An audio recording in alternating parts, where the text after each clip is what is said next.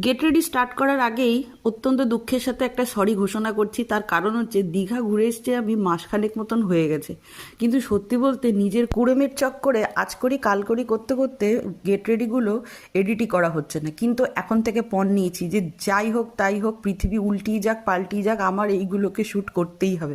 Specially দীঘাতে ঘুরতে যাবো বলে এই বুগাডিগুলো কিনেছিলাম। বহু দিনের ইচ্ছে ছিল, সিরিয়াসলি বলছি, যে বুগাডি পরবো, কিন্তু ভয়ে পড়তাম না, কানে যদি ব্যথা হয়। সিরিয়াসলি এইগুলো কানে পড়ার পরে পুরো গোটা 2.5 দিন যাবৎ আমি কান নিয়ে ভুগেছি। মানে এক ফ্যাশন করার চক্করে 2.5 দিনের আমার কান ব্যথার কষ্ট ভোগ করতে হয়েছে।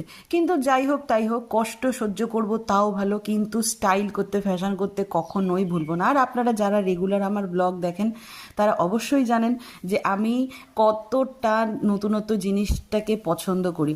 তো যাই হোক, কথা বলতে বলতে পুরো রেডি হয়ে গেছি। আজকে আমরা যাচ্ছি হচ্ছে ঢেউসাগর। চলুন